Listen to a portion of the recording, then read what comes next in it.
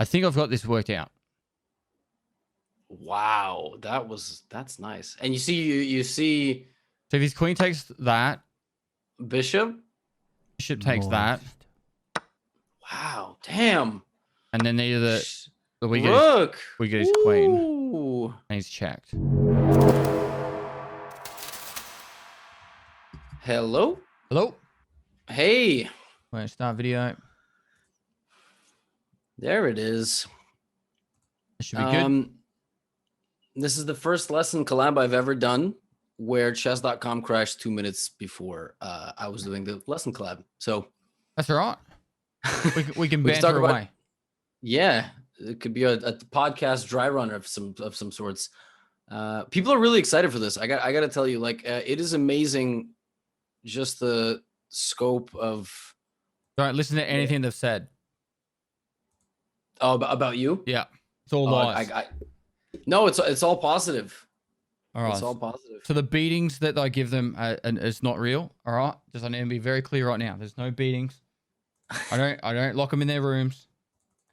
I let them out to play. Yeah, tell me. You know, I gotta say, before today, we've exchanged a few messages, but that's kind of it. It's like 21st. I was gonna say 21st century networking. You know, you tagged me in a Twitter post. I was like, let's play some chess. You were like, okay, sure, cool. And now we're here. So I watched Queen's Gambit, and I was like, hey, chess isn't that bad. And then I started playing chess. That's pretty much as far as I got. I started talking to chat about it, and chat was like, you should play some chess on stream. And I'm like, yeah, all right. And I started doing it. So when I play Escape from Tarkov, I load into a raid. Usually like 2 to 3 minutes of loading time. So I'd just start up a chess game during the loading screens. And obviously it'd go for a little bit longer. But sometimes like people would run past me and I'd quickly alt tab and shoot them and go back to playing chess. But I've just been having some fun with it and been watching a lot of your YouTube videos, which have been really good. Make sure you like and subscribe to all his YouTube content. Notification bell, comment for the YouTube algorithm. People have just literally started leaving. Even when I don't ask anymore, they're just like, I'm just commenting for YouTube algorithm. Do it. So you're saying before the Queen's Gambit, you never played any chess? Oh, just with my dad when I was a kid. Like I'm talking 30 years ago, 25 years ago. Yeah, it's kind of a familiar story. Like you learn chess younger, and then you do. What is there any chess scene? You're in Australia, right? So is there any chess scene? There's a few Australian grandmasters, but I'm sure there is, but it's not prominent. Like I honestly have never heard of like some like competition where people would go to play chess on a big scale in Australia. Chess.com is back. Sweet. For me, at least. If you go to chess.com/live, see if it works for you. Wild. Okay, you're in live chess? Yes. Perfect. So, I mean, you said, you know, for you, chess is like a fun hobby. You tell me what do you want to? Is there something specific you want to take a look at? I have no idea the format, the rules, and how it all runs. But I'm going to win PogChamp. What do I need to do? Oh, well, you're already a high favorite, so oh, really? At 1100, I think at 1100 you're like a 1 or 2 favorite. But I've only played like 30 games on this site, so. The thing, okay, I'll give you my understanding of how I play. So usually I play a game. I've been watching a lot of your YouTube videos, and then I just learn how the game works, like different structures and your thought processes on how you do stuff. And then I play a game.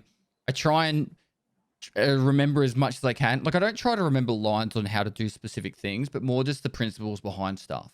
And then after I lose the game, when I do lose or win it, I go back and watch the analytics and I try and figure out what the move I should have made and why I should have made it. Because you know how it will say, oh, you should have moved, you know, the rook to here or whatever. And then I go, but why though? Like, I'm sure there's a way of getting it telling you that, but I try and figure it out. And that's kind of how I work it out. That's basically exactly how you should do it. It's one of the things, like one of the videos I posted was how do you actually analyze your games when they're done? Like, how do you extract something from the game that's useful? Whereas, you know, you're about like 1,000, 1,100, 1,200, like in that range. It's if you can get your game feel down before the memorized crap, like the openings and all these things, it'll be really good. So I figured we take a look at like a few games. I can give you kind of feedback on like the opening, for white, for black, and then try to give you as much thought process supplements as I can. And then maybe we play a game against the viewer or something. Yep. So this game, are you looking at it from Black's perspective? Because yes. This is my last game. This was unranked. This is actually a game. Is this my last game? It might be. I wanted a long game, and this game was long. Okay, so this was actually, I said, I need to open up chess.com to make my new overlay. And so I was like, I'll just put an unranked game up so I can do my overlay. So I don't do horrible. It's the one that would actually be good to watch is the one that I played on stream. I think it's the game before this, actually. Okay. And I played at the end of stream. I started off really strong, and then I made one mistake, and it just snowballed from there. This is a game. I think I looked at this game, actually. I actually thought I was pulling up this game, but I pulled up... Just accept that one? Yeah, this one. This is the game. SMH Pawn Camping DT. The Brazilian opponent. I think so. We'll see how it starts out, and we'll go from there. No, so I mean, King Spawn's good. You have my blessing. Love the stream. Standard. Normally black goes like knight c6, but so d6 is it's a normal move, but it's already pretty passive because it blocks. Hang on 1 second. My chat's saying my overlay's fucked. Oh, it's a little bit off, a little bit skewed. Hang on. Right. I love this. This is good. And I think this is setting up for your no, maybe not. Or setting up for something.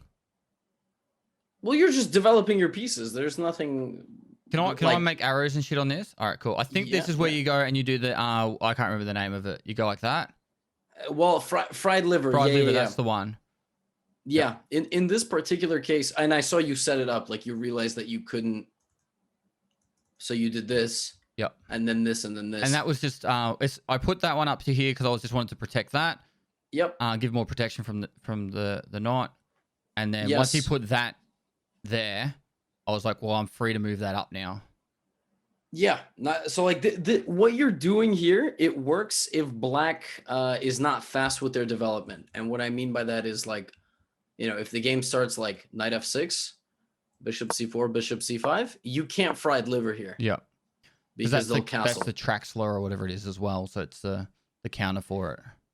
So the way I don't want you to put like a name immediately associated with like a certain complex of moves, because oftentimes in chess, it's only if the game goes an exact way. And what I mean by that is if you get e4, e5, knight f3, knight c6, yep, then bishop c4, then knight f6, so the two knights, then knight g5, then this is the Traxler, and only this is the Traxler. So it looks similar, but you realize like if this knight never goes here, and you get this, the whole point is that black just castles, and you're not going to take on f7 because you lose two pieces for a rook and a pawn, which is it's equal, but it's not. 6 is not equal to 6. At least not in this case, because black just has two pieces left and you have nothing, because you can't even go for an attack. Now, the reason you're able to do this is because black just doesn't develop any pieces here. This is good. This is excellent. Black plays the only move that doesn't lose. Take. Man, you played queen h5. Yeah. Which I like, but black has a move here. Which would be the pawn coming up, or is it? And now you have to go back. There's no forward progress to be made. Yeah. It looks like death if black moves the king. And actually in the game, black did move the king, which it loses. And it's kind of interesting because here you had some tunnel vision. You were like, I got this. And then you're forking all this. Yep. But what is more forcing than attacking a queen? If I put the queen up to here, it would have been like that would have been pretty much GG, wouldn't it? It's actually mate in 4. Yeah. Yeah, because the king's only move is this. And now what do you play? Where's the next? You can pick up some queen there. Yeah, defended by the bishop. Nice. King's only moves to go back. And then I'd probably go just top of my head. Now, if you want to be like simple, take the queen, knight fork, win the rook. Yep. Like that's like the easiest. But See, here, I would struggle to make that decision. Like, hey, do I just sacrifice my queen here to take the queen? But when you say it like that, it's simple. But this is where I struggle to make those decisions. Yeah, like look, you're up a knight, and then if you make this trade, and okay, boom, yeah, I don't have to think any further. Like, and the computer afterward will be like, "You're so stupid, you missed mate in 2. Check here, it's mate." But the way you would describe that is, I'm up a knight. This isn't a sacrifice; it's just a trade. So trade is fine. Trade is good. Yeah. Most times when you're up material, straight trades are fine. Like, Trade is okay. Yeah, look around. Do I have anything else? If you miss this with a mate, what are you gonna do? It happens. But yeah, knight f7 is what you played in the game, which is not necessarily bad. It's still winning, but you had something slightly better. And now g6. And so now you played this very tricky move, because if the king takes, you win the queen. And it actually looks like you are a absolute, Nobel Prize winning attacking chess player. But there is a really savage move here by black. Yeah, and it owns me. He puts bishop. It happened later. I don't think it happened now. Did it happen now? I can't remember. He puts bishop to there. Yeah, exactly. And so the way you conceptualize things like this is you go, this is actually a very brutal tactical pattern. Check. And then rook attacks queen at the same time. So then you would be losing a queen, actually, like for nothing. Normally if your queen is attacked like that, your queen can at least move. And so actually, if you moves back in this position, it's better to just take the queen. It's really hard to see that, to be fair. So it's not, I'm not sitting here saying, oh, you should have seen that. Like, what are you doing? But this is a tactical pattern that does happen a lot. So what you can do is, if knight takes queen, pawn takes queen, here's the question. How do you save your knight? It can't move. You'd put bishop to there. Nice. That was like immediate. Jesus. Yeah, like this. So you're defending. Usually the easiest way to defend something is to aim for a check. That's usually the mentality I go with. That is a very good mentality, because that is not the same mentality that some other people might be thinking about the game of chess. So, some people would be like, I can't move anywhere. Let me just go here. Yeah. But you're just like, no, I can, eat those stronger threat. Yep. Stronger threat. And yeah, in the game, black plays bishop e6. This is relatively, like, you just get away. Yeah. Just get away. Yeah. I can't remember what I do. I think I take the horse. Yeah. And it looks good. And it really looks good. What's interesting is that if you took it with the queen, it would have been a totally different situation. The thing is, you lose the queen for an extra piece. So rather than just getting a knight, but at the end of the day, you're also attacking the king and this, and you would trap the rook. Yeah. And I'm also like in a really good position there. But because that one move that I did there ruined the whole thing, because he goes to bishop there, I lose to the queen. And then from that point onwards, I'm chasing my tail. Well, so here's the thing. After bishop to b4, you're still completely winning. Yeah. Like, it sucks. It really feels like you've really messed the game up. But in chess, oftentimes, it's not the first mistake that kills you. It's the second mistake or the third mistake. Like, it's a snowball effect. Yep. So sometimes when you make a mistake like this, just pause for a moment, and then you go, what's my best move? Like, I'm going to lose my queen. I'm in check. But what's my best move here? Like, what's my most aggressive move? How can I actually create a problem? I don't see it, because I have to protect that. So what, move the bishop to d2? So bishop d2, they'll take the bishop first, and then they'll take your queen, because if they take the bishop, true, it's still check, and that's at least the full bishop. But pawn. Did I not do the pawn? What did I do? Knight. Did not. which is still actually not bad, but pawn is the best because at least you create a threat on the bishop. Yep. Now here's the question: what do you take first? E6. Because it's check. Yeah. You take the bishop, they take your bishop. That's nothing. But if you take this, then you take the other bishop. Very good. So you take the bishop on e6 with check. Now in the game we got knight c3, rook takes d8. Of course, if bishop takes bishop here, you have something even better. You could take something even better. Oh. I'm not seeing it. Other direction with the bishop. Oh, the pawn. On b7. So like it's not the first mistake. Like bishop b4, okay, they win the queen, but if you play bishop takes b7, you're winning. I think it frazzled me, like in my brain, because I had my chat watching me, and then we're like, you know how they're like, oh yeah. If you play on stream, it's a different ball game. Yeah, like I'm used to winning, losing, like 20 games, 30 games a day, 40 games. So the one thing I try to do as well is try not to overlook at chat, because I don't want to get all my ideas from chat. I don't want to be chat carrying me through a game. Like in this game, I don't even think I looked at chat pretty much at all. But I could, at the side of the eye, you can see the chat going like when you make a mistake. Yep. So that was, I knew as soon as I lost the queen, they were like, queen. It's like, yeah. And then people, it's always funny when like people watch with the computer. And so after the game, they will suggest something super obscure, like super strange, and I go back and I read the computer, and the computer is like top move. Yeah. I'm like, oh, wow. Imagine that, Chat's got big brain all the time, though. They're all hive-minded, like incredible 400 IQ.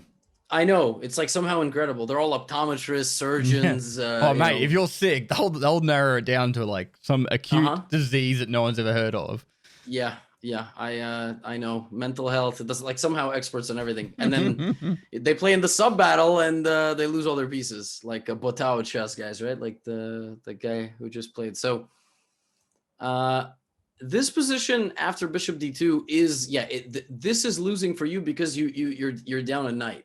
Yeah. And it's still possible to play this out, but it's also important to look at how well the opponent played here. So you're in an endgame. What is important in an endgame? Keeping your rooks. Keeping the rooks. Yep. Activating them in a good way. So activating them, but how? See, I think I just moved one across to E1. I can't remember which one. Yep. At least target this. Yeah. Also, like a pawn trade somehow. So like h4, h5 to try to just get it out that way. Exactly. You want to avoid moves like c4. So it's actually funny. c4 is not a mistake because it attacks the rook. But when the rook goes back, your pawns don't go back. Yep. And you now have lost control of a square. There's a square that you will never, ever be able to fight for. Okay. Does that make sense? Yep. Like when I say it like that? Okay, so black can play c5, knight c6, and rook to d8 and have 1, 2, 3, 4, 5. And a move ago, this is guarded. So you don't really need to worry about it. But when you push this up, immediately this loses a protector. Like the king should basically not have to guard anybody. Yeah. But sometimes has to. But no, but black played a reasonable game. Like, black went knight b4, for example, and attacked you. But then even here, there was something that... Oh, yeah, right here. This survived for so long. Yeah. So much longer. I don't know why. Chat was like screaming at me. I was like, how did I not take that? I think this is where at the point I was like, I've given up, which I don't normally have that mentality. I usually try and play it out, but of course, even here, like pawn endgame, okay, king and pawn versus king and pawn, but this is king and 6 versus king and 3. If the guy with 6 pawns doesn't win against 3 pawns, you're doing something wrong. Yeah, chess is not the game. It's it's time to do something else. But like the opening was really good. It's just about like punishing mistakes. And this person played something unique. They played like EFD. So I've seen this setup before, like E with D and F, and then protected by the bishop. And generally what you did against this is good. So just solid and then jump the knight out. Or you can even shatter like this. So 2 pawns versus 2 pawns. So for example, if this, you actually can go here. Because if they take, remember that queen check? Yep. So to H5. Exactly. The point is that black has weakened their king so much. So for example, if G6, check, you win the rook. And then if they go here, you've seen this already. You just saw this mate. Yeah.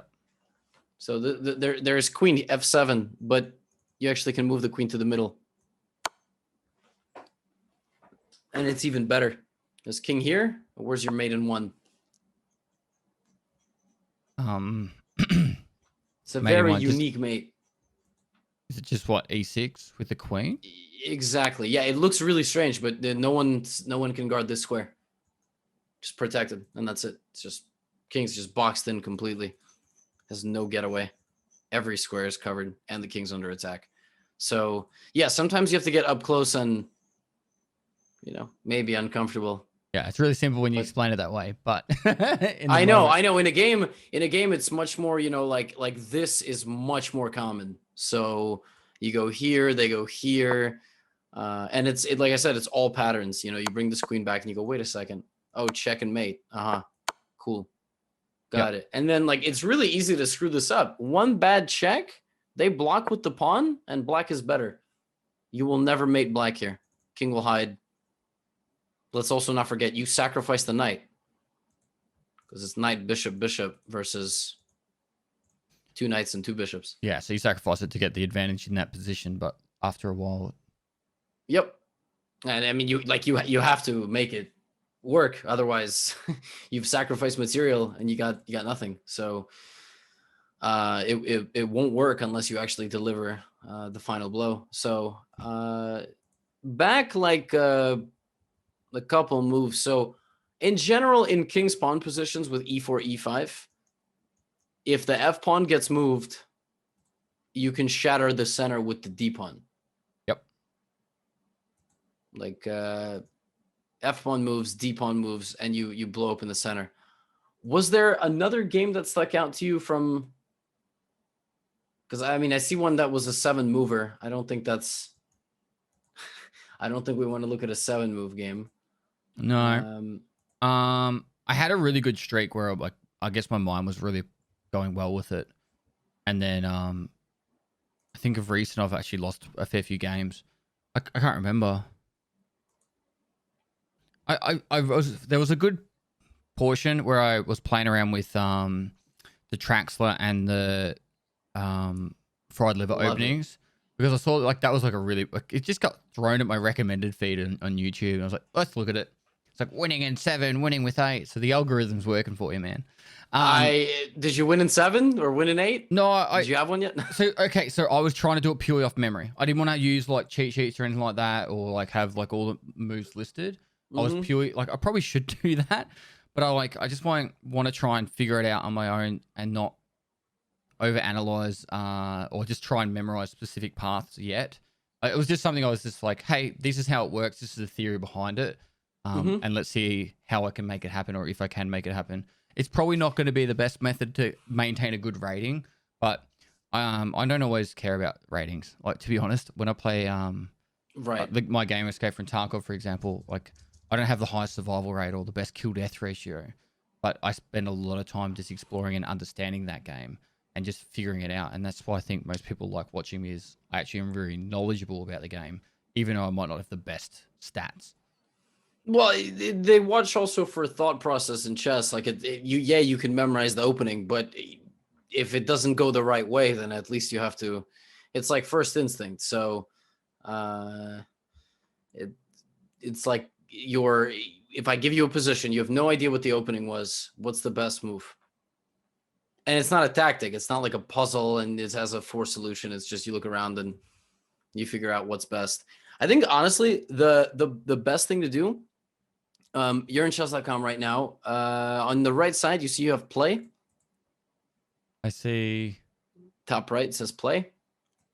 On the left side, there's stuff too, but to the right side, there's also in live play. chess. Yep.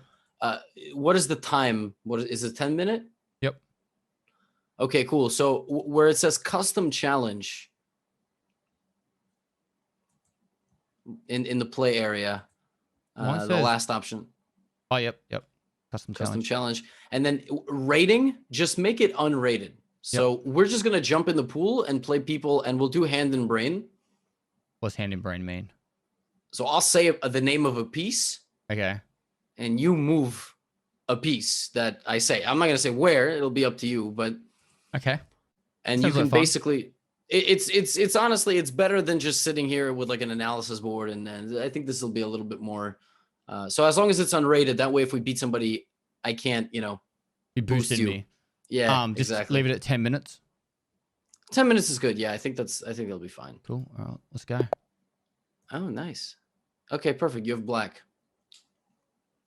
So already, I mean, we're going to figure out your opening repertoire with the black pieces. Okay, d3 pawn. This is a very passive first move. Which pawn do you want me to move? You choose. Oh, I can move any. All right. Any pawn.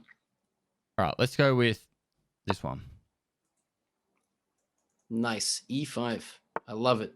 What the hell is that? Okay, pawn. All right, so I want to go with this one. Yeah, actually, in that case, you can take. It's kind of funny. It's a reverse Scandinavian defense. Is what White just did. White spent 2 moves moving the D pawn, so kind of it's like you're playing White now. Okay. It's for instance, in this position, don't forget your central pawn can take. So for example, if you play, if I say pawn, I can take here. Can I not show it? Why is it not showing? Are you trying to draw arrows? Yeah. So I don't see your arrows because it's your game technically, but it won't let me show arrows at all. It's in settings. It has to be, for some reason, sometimes it doesn't. If you click on the settings at the top right, right button, draw arrows and highlights. Do you want me to take here? You can, yeah. So for now, just use coordinates. So like, okay, it would be E takes D4. Okay, E takes D4. And we'll see if the opponent is actually going to bring out their queen, because I don't. You don't reckon they will? But the opening is always funny. Okay. Wow. This is random, I'm guessing. This is very random. Knight? Yep, so I would be going to there. Yeah, I like that. That's what I was going to do if I was going to do it anyway. Or I was already looking at it. Yeah, that's definitely like the queen's knight in chess, like knight c6. Oh my god, that's the plan? That's hilarious. Let's say bishop. Bishop, so to be to protect. Yeah, because the alternative is we block with the pawn, the knight, or we move the queen up 1 square. I think just developing is good. Okay, so in this case, you can take the bishop. However, you don't have to. So I'm going to say knight, because there's no need to trade and open up our opponent's rook. If you're saying knight, I'd imagine it would be to here. Because, you could set up position here. But why? No, I think well, remember, you'll have to say it out loud, because unfortunately I can't. That's not a bad move, but basically my logic is we haven't gotten all of our pieces out. So you want the other knight? I'm just thinking, yeah. I mean, it's early, so the rule of thumb is you're not going to beat anybody in the first 10 moves. I mean, I know the Traxler and the fried liver is like, yep, you can, but the rule of thumb, I don't want you thinking too much in the first 10 moves. Develop. Okay. Don't go to fight yet. Like your bishop hasn't moved on c8 yet. And this gives the option for the king to switch with the rook. Yep, castling opens that up. It's just good to have more pieces in the game before you start attacking. People are very offended. They don't think that your opponent is actually 800. They think it's like a 200 based on the opening. Could be their second day. Who knows? Might have had a lucky win. That is true.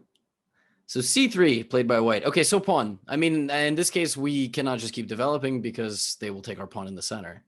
All right, so we're going there. Might as well take, yep, and then get taken back. And then... We're taking 2 pawns now anyway. So let's say bishop. Bishop. I'm thinking g4. There's nowhere else for it to go. I support that. e6 also is possible. In front of your other bishop. Yep. But g4 is good. Plus, fun benefit, you are pinning the knight to the queen. Yep. So the knight... Okay, well, that's... king. Goes short castle.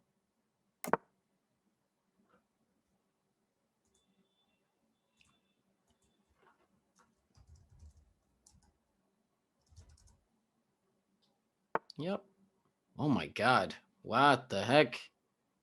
Wadu. Okay, bishop. I mean, your bishop's under fire. So this is where I'd be like, I defend. So I'd move it back. Which you would have said e6 before. But well, you could. Is there any go reason back? to take the other bishop? It's up to you, honestly. It's are you making progress in the position if you trade? Because then it's your move next. If you go back, it's their move next. So, whereas if you took the bishop and then they took back, I do believe. Turn. So if I take that, then I can go. If you, I don't know if you're going to say it. Actually, no. Well, I'm going to say this. I'm going to say rook. I see a queen and a king lined up on the same file. So I think long term we have some. I'm trying to think where you'd put your rook. I thought I was giving some hint without giving too much of a hint. But queen and king, same, one after the other, which means in the future, it would be nice if... Sorry, you say rook? Yeah. My brain's not working. That's the castle, right? Yeah, well, yeah. What did you think I said? Mate, don't worry. I was for some reason thinking a knight. It's just, yeah, it's been a long day. This opponent is interesting. Okay, let's say knight. All right, so we'll be taking his knight here. Or moving. And don't forget, you do have 5 minutes, so if I go to there, worst case he takes there. I won't do that. I go there, he takes there. I go there, he has to move. Yeah, okay, so I'm gonna go there. I think I've got this worked out. Wow, that's nice. And you see. So if his queen takes that, bishop takes that. Wow, damn. And then either we get his queen, and he's checked. Wow. I don't need to take that yet. Queen.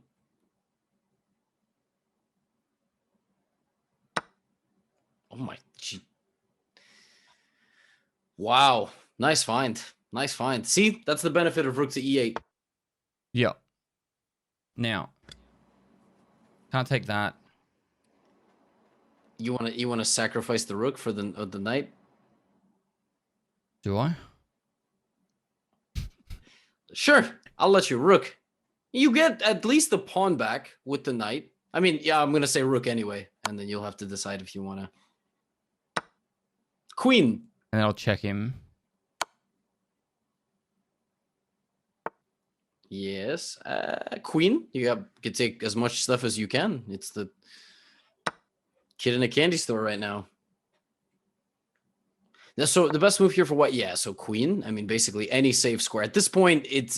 Blunders are inexcusable because white doesn't have that many pieces left. So you just got to keep the queen safe. Okay, I don't think. See, I'm trying to think. Do I go to e5 here, but then that blocks the rook from coming out? Basically any safe queen move is good. See, this is a spot you only have 4 minutes, so you want to just kind of like make a move and then deal with repercussion after, because you don't want to spend 2 minutes here. You'll never figure out the difference between b2, e5, d4, c3, wherever you could have moved. Yeah. The only other thing I was thinking of is I could have gone to a3. Yes, a3 was also good. Let's go rook. With load time, you want to just be quick. Like you just want to you want to execute as fast as possible. Always looking at checks. So you have one check in this rook. We'll take that.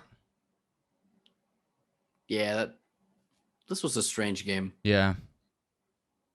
The whole thing was strange. The opponent didn't follow. So I would check him here. Yeah, I was a queen. Yeah. Wow. Well, I've sent a message to Danny, so hopefully you know they swing the invite. Let's say no. Queen and check him again. Sure, queen. Yeah, I'm looking for a checkmate net. I don't see one, but yeah, queen. Mm-hmm. And this is mate. Queen. Yeah. Cool. Ah. Jesus. Okay. That wasn't a great example of how to play the opening by the opponent. And for you, we just played the game. Like literally, we just let the game come to us. I mean, it wasn't good. The opponent didn't really follow any basic principles. So you got all your pieces out. And then the most instructive thing you did was rook e8 and then knight takes center pawn with queen and king stacked. Very nice.